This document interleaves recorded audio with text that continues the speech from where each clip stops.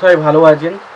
তো বন্ধুরা, এখন যে বিষয়টা নিয়ে আমি কথা বলবো, তো সেটা হলো প্রভাসের আপকামিং সিনেমা, যেটার নাম হচ্ছে দ্য রাজা স্যার। তো সেটার আজকে টিজার বেরিয়েছে, সেটা কেমন লেগেছে সেই বিষয় নিয়ে হবে আজকে আলোচনা। তো তার আগে আপনাদেরকে একটাই কথা বলবো, যে যদি আপনারা আমার চ্যানেলে নতুন হয়ে থাকেন, অবশ্যই আপনারা আমার চ্যানেলটা সাবস্ক্রাইব করে নেবেন। আর যদি আপনাদের ভিডিওটি ভালো লেগে থাকে, অবশ্যই আপনারা লাইক কমেন্ট শেয়ার করতে ভুলবেন না। তো অ্যাকচুয়ালি যে বিষয়টা হচ্ছে, রাজা সাহেবের ট্রেলারটা হচ্ছে অনেকেরই ভালো লাগছে না। এটা আমাকে যদি বলেন, আমি দেখুন হরর সিনেমার খুবই বড় একজন ফ্যান, এবং হরর সিনেমা আমার বরাবরই ভালো লাগে। তো সেই কারণে আমার কাছে কিন্তু টিজারটা অতটাও খারাপ লাগেনি যতটা অনেকে বলছে।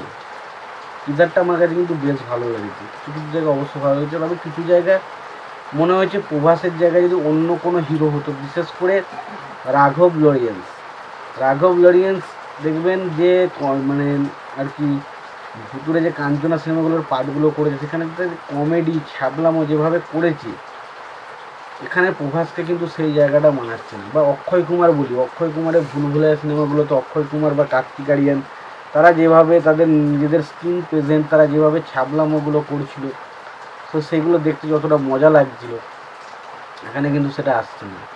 এটা কিন্তু প্রথম খারাপ দিক। তবে আমার ট্রেলারটার কোন জিনিসগুলো যদি ভালো লাগে, যদি টিজারটার প্রথম হচ্ছে টিজারটার বিজিএম, যে বিজিএমটা ইউজ করা হয়েছে, যে ডাকগুলো, মানে এক এক সময় যখন বিড়ালের ডাকটা যখন আসছে, ওই যে বিষয়গুলো যখন আপনি যখন কানে হেডফোন দিয়ে শুনবেন, আপনার কিন্তু ব্যাপক লাগবে, ব্যাপক আপনার একটা হরর ফিল কিন্তু আপনি পাবেন।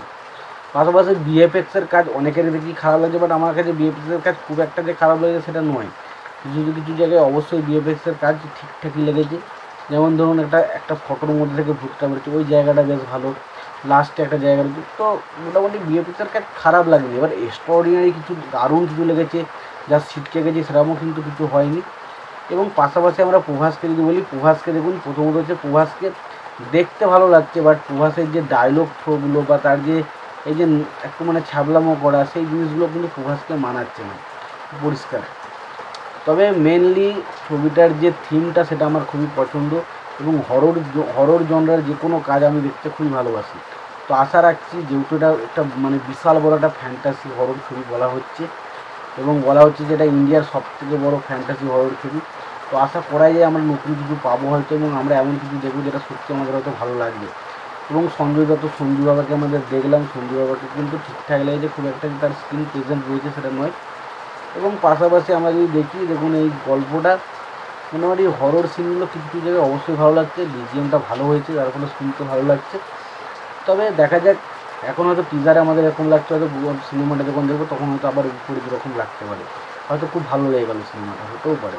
তোমাদের এই বিষয়ে কী মতামত তোমরা অবশ্যই জানিও। ভিডিওটি ভালো লেগে থাকলে লাইক কমেন্ট শেয়ার করে দিও। চ্যানেলটা নতুন হয়ে থাকলে অবশ্যই তোমরা চ্যানেলটা সাবস্ক্রাইব করে নিয়ে পাশে গেলে কিন্তু প্রেস করে দিও। ভালো থেকে সুস্থ থেকে দেখাচ্ছি।